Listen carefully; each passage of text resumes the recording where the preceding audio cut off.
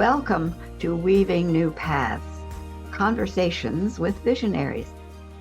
I'm your host, Grandmother Sharon Raji Maynard. Each week, we sit with individuals who followed a calling, who turned idea into healing, creativity, and change. Their stories remind us that every dream matters. You matter. And that new pathways are being woven every day. Thank you for joining us. Let's step into today's conversation.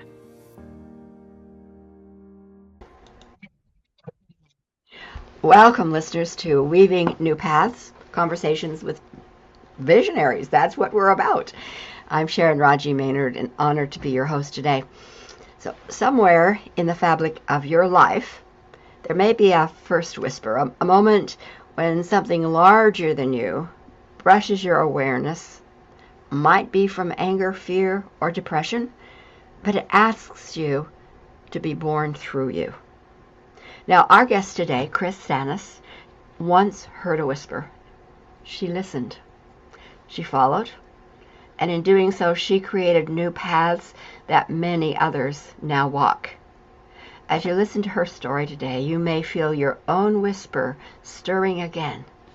That is our hope. So you're welcome today.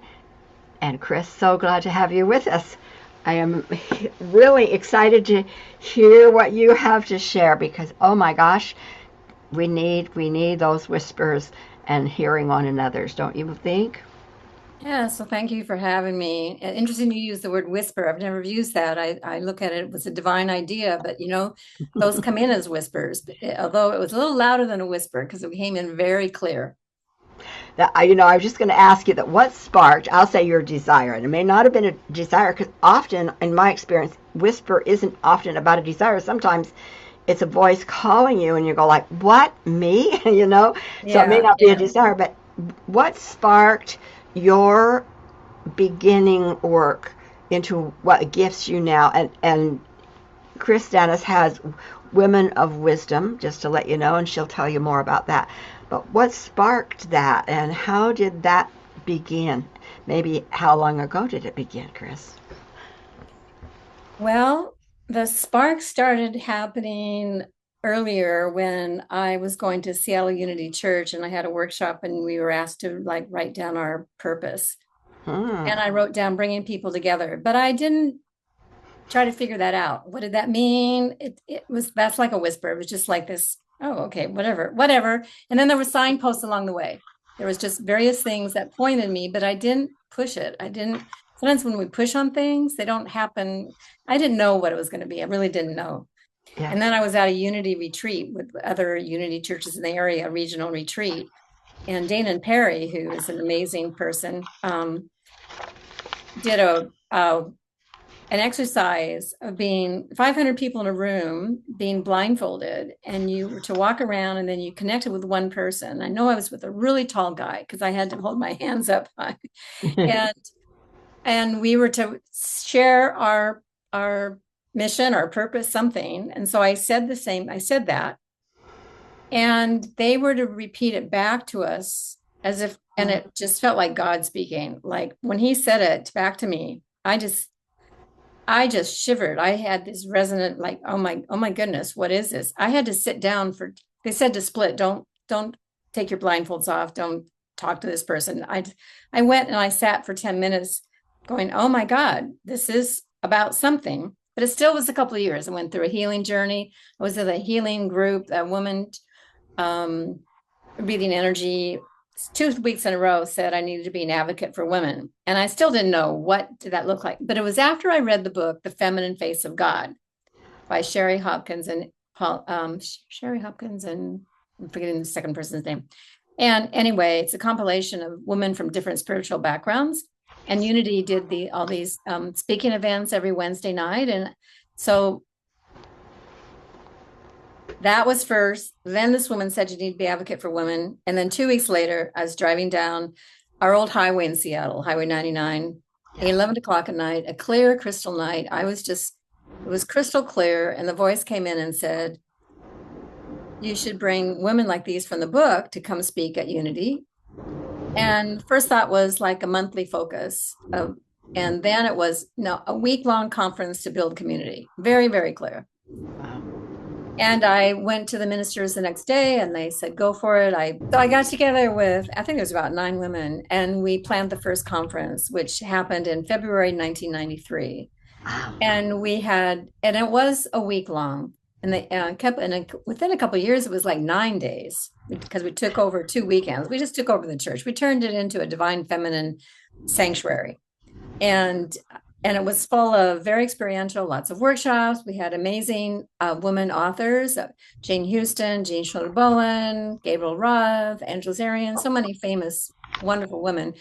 And then artists and musicians, Polly Neer, Libby Roderick, Chris Williams, many, many great women singers. And so it was an amazing week. And after maybe 15 years, we kind of reduced the size and then we ended up just kind of condensing. It's still the same powerful conference, but we changed it to be like a long weekend, like Thursday to Monday.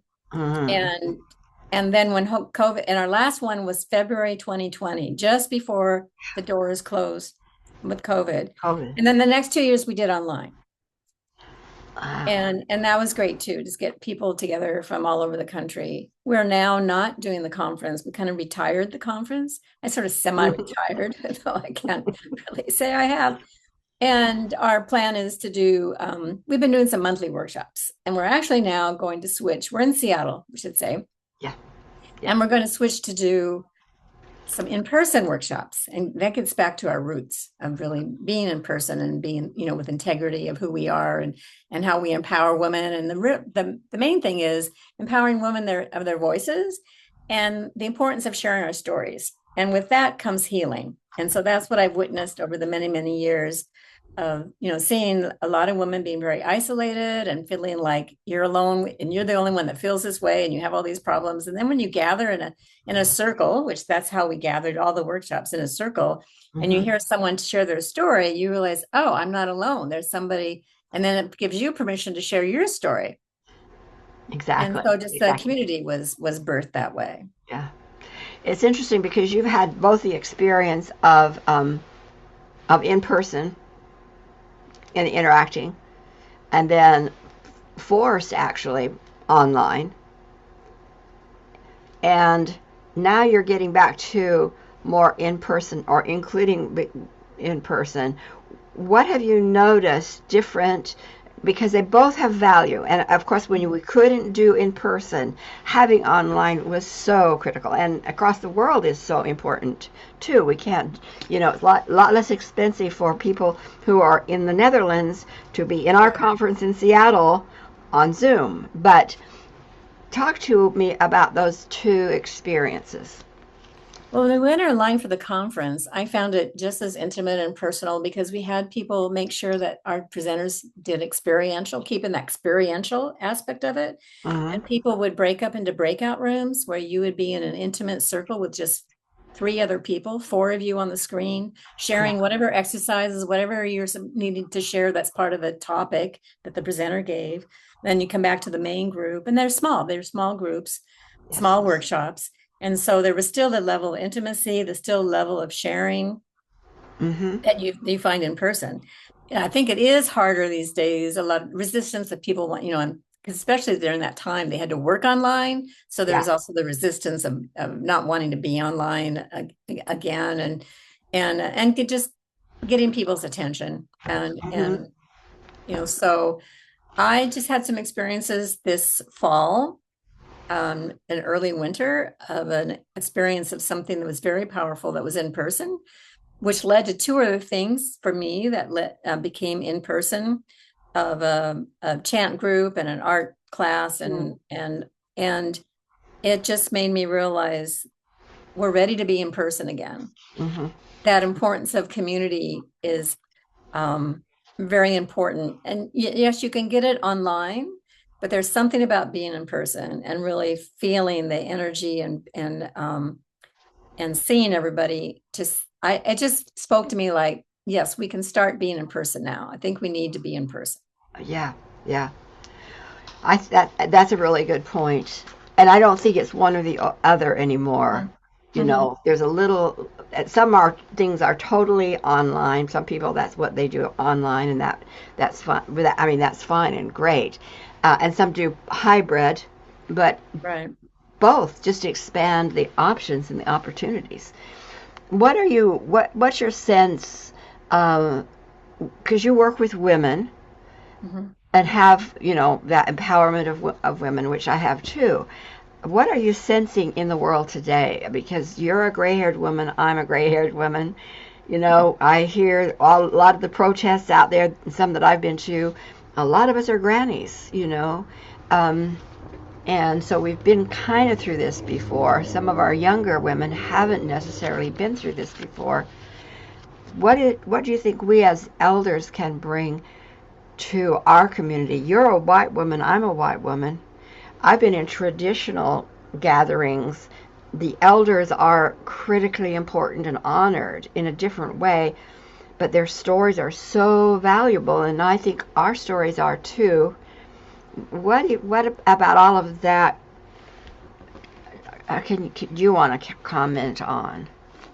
Well, I've kind of been out of circulation a little bit. I used to go to some conferences. I remember going to a conference in California, and there they made a big effort to bring young people. And sometimes Ah, it takes an effort to get, connect with organizations and bring yes, them in and sponsor them because they're yes. likely don't have the funds. And sitting in with them, um, they it was interesting because these were like 20-year-olds. Wow. And they felt almost like they didn't deserve to be with us. Oh, And it was just interesting, and it was so important. It was so wonderful to be with them and have this intergenerational feeling. And I feel we learn from them too, and we can learn from each other. And it's important. I think it's very important for us elders, and actually no yes. matter what age, if you're 30, 40, 50, 60, whatever. I'm in my 70s now. And to be visible, to be verbal, to speak out, because our younger generation, and I'm talking young kids, even Mm, before they're going to school, need to see yes, powerful women, they need do. to see women that Yes. speak their truth, that are doing what they're passionate about, that they and to show these girls that you can be whatever you want to be in life, and your voice is important and it matters. Yeah. And because they tend to get squashed down, especially when they get to school and at school age, and there's kind of bullying, and you read statistics, girls don't raise their hands as much. Girls sit in the back of the classroom, and I think, yeah, I was pretty quiet in school. I think I would have um, really benefited from being in an all girls school. My all girls activity, I was in Girl Scouts through high school. Okay. And that's kind of my first circle. That was where I felt the power of being with women and the women leadership. Mm, Um, mm, and I was a counselor and at Girl Scout camps, and that was where I first saw and women being together, young girls, young women being together. mm-hmm, And mm-hmm. yet, years later, here I am full circle back, and still doing it. And now I'm kind of looking at how to do it, and I'm looking for myself in different new ways, different Mm-hmm. ways. Mm-hmm. What's my next role? What is that going to look like? And I think we're all, so it's kind of in this transition called semi-retirement, but even though we are going to be doing some monthly workshops, but it's not like before when we had to took a year to put together a whole conference. Um, Exactly. but personally, I'm looking at, well, what does it look like to be a woman in power, to be a woman leader, to be visible out there, especially if I'm not out there networking now, because I used to sort of have my own Mm, business and I'd be at the networking groups, and I'm not there. So I'm looking at, okay, where am I going to be visible? Where am I going to, so I kind of have to I think a lot of us are going through this, yes. reformat where it is that I bring my gifts. Exactly. It's there's an, I don't know, I'll say an old adage. I don't know if it's an adage, but it's like the movie. You build it, they'll come. Mhm. And there's truth in that, but also in our world, the voices of what. There's so multiple voices that part of not getting lost. How do we work from that spiritual connection? Here's my calling, to let that spiritual calling light those who are looking for what we have. Always been true. I think it's always been true. And in today's world, there's a lot of flickery lights out there that can kind of make a toxicity of information field. That, I'm kind of in that place of how do we then strengthen the presence of what we have to offer so that it gets to where it needs to get, and kind of like making it laser sharp and clear and whatever. I think for me, we need to work for that energy of the young people. We'll use them as an example, that their consciousness, their aliveness, their soul energy is looking for something, and if they're not finding it, they're finding life very difficult. And yeah, they are struggling. You start. We had someone in our council started, looking at the statistics of young women, and you could be talking teenagers or women in their 20s, having suicidal thoughts or feeling very lost and not supported, and so they need us. But we have to be found. We need to find each other, and that's kind of the struggle. But I think we're given what you're saying, to me, it's finding our core. It's an inward journey rather than, we live such in an external world where everything's out there and we're bombarded with so much that we have to center within ourselves and find what resonates with us, what's ours to do, and stay with that core and not get thrown off by the external. Exactly. Because there's so much going on. And those of us who have been through a life, and granted, I haven't gone through what's going on in the world today, but I've gone through enough to know that is critical. That if I feel a little off wonky, where I need to go is within myself, and that I think is one of the very important pieces of information that those younger ones need. Is where and how do they find that inner guidance, inner voice, the inner whisper that's unique to them, because that's where we really connect in what it is we each need to find or that we each need to give. Yeah. And I don't think we can necessarily do it alone. I think we need support. I tell people I've been doing some meetups of women's wisdom, and women come together and we talk, and I talk about the divine feminine things.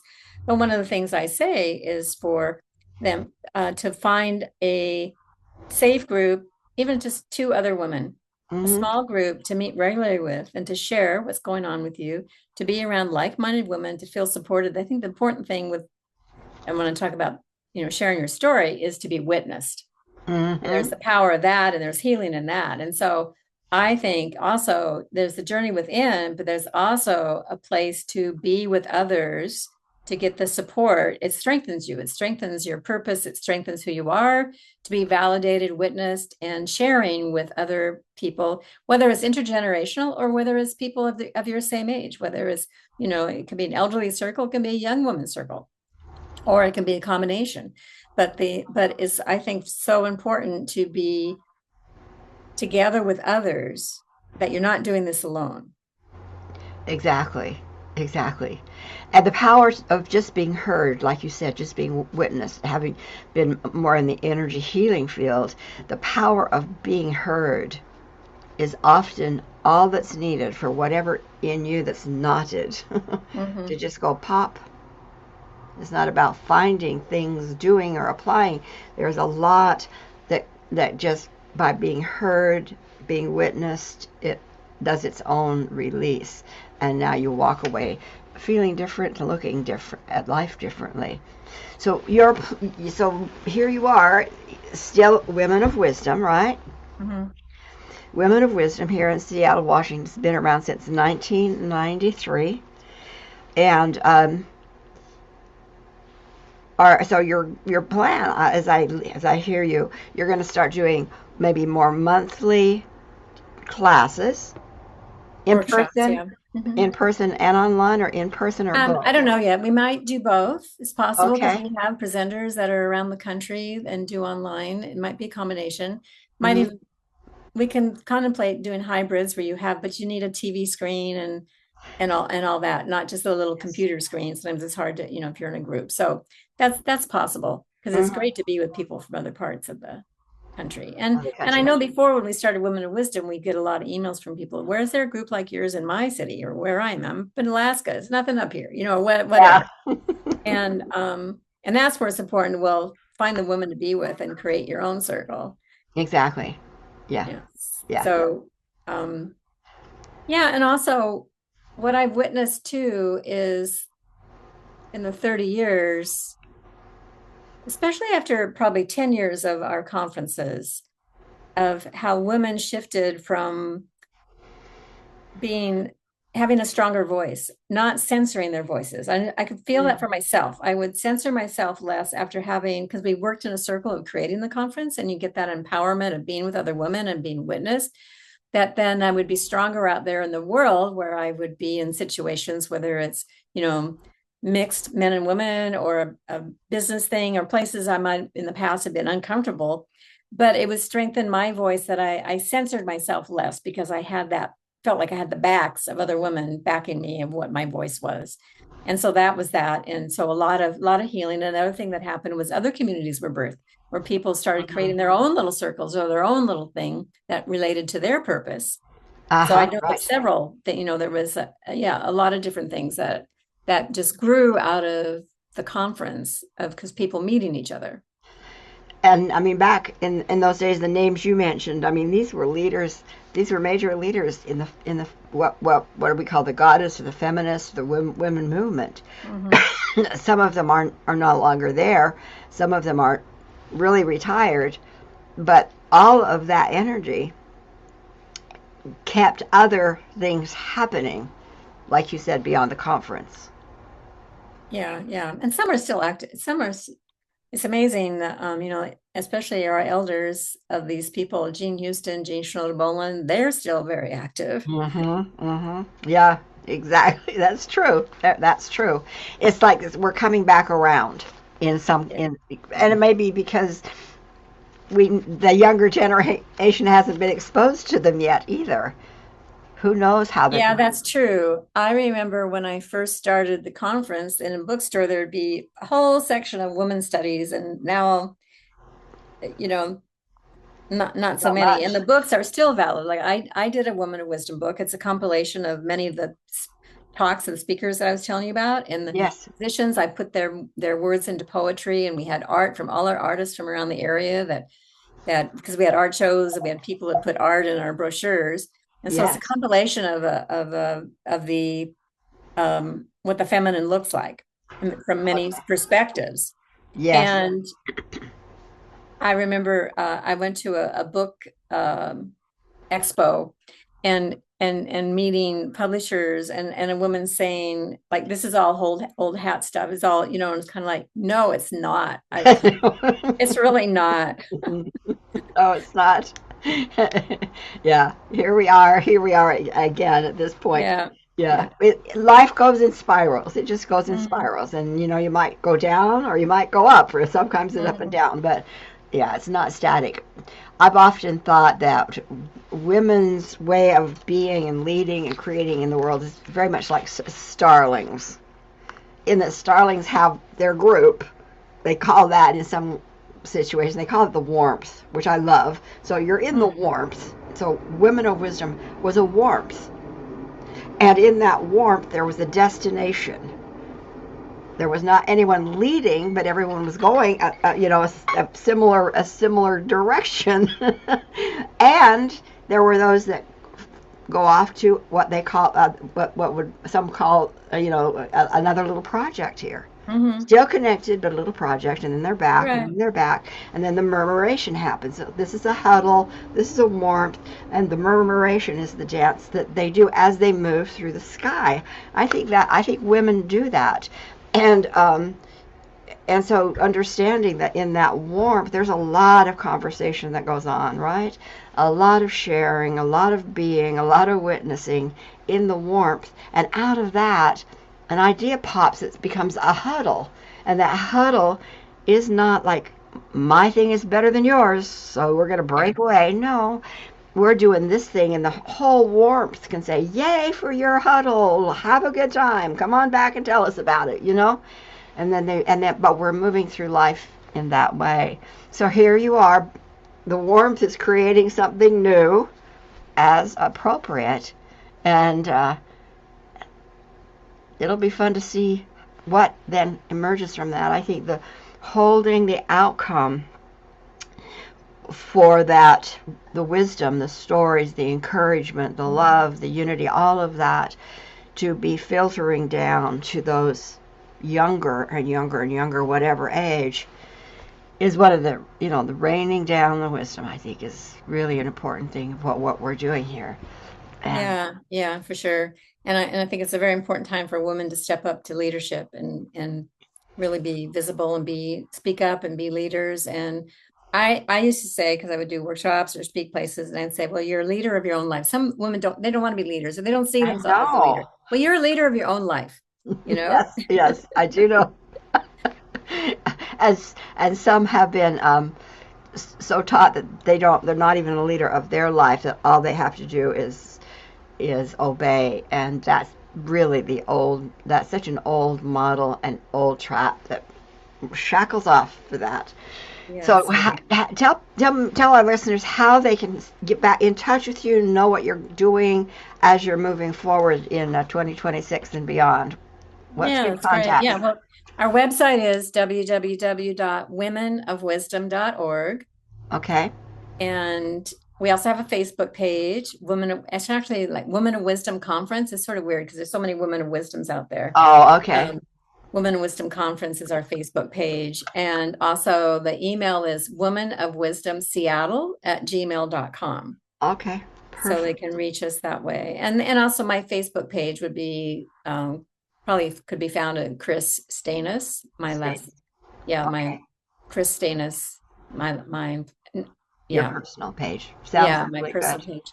And I don't post, I like to post things about, what we're doing in Women of Wisdom. I don't get into the politics and stuff, but that if they want to know what you're doing and what Women of Wisdom are doing, that's how they can find out, any of those ways. Right. I did used to do I did a radio show for many, many years.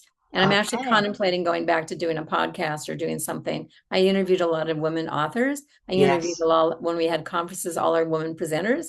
Yes. So it's kind of on the back burner to recalibrate that, bring that back in a new way.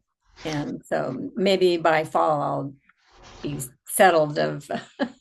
So watch for Kris through 2026. Definitely things are hopping, popping, waiting. So you'll find new things as the year goes on, I'm sure. Yeah. So hey everyone, thanks for listening and for letting your presence of growing wisdom be here. I know that Kris's experiences hold pathways of growing wisdom. May they spark the remembrance of your own inner knowing, that own inner whisper, the passion waiting to be voiced. You'll find many ways to connect with her in the details. If you didn't write them down, that's okay. So if this podcast touched you, please share it with your community. Each shared ripple becomes part of the larger weaving we're all creating together. So join us next time as another visionary steps forward to show how their way was illuminated, because it happens. So thank you, Kris, for being with us today. It's been a delight. It's been a while, but it's been great. Yeah, thanks, Sharon. It's great to be with you today. And to our valued listeners, thank you for being with us here in the sacred space of sovereignty, inquiry, and inspiration. As you explore our guests' work, may you also feel the quiet stirring of your own gift, asking to come alive. The world is shifting, and your unique thread of weaving is essential in that great tapestry. If this conversation nourished you, inspired you, pass it along to others who are seeking hope, direction, and also dreaming a new world into being. We invite you back for the next episode of Weaving New Paths, where together we will continue opening the doors to new ways of seeing, being, and collaborating. Until then, blessings.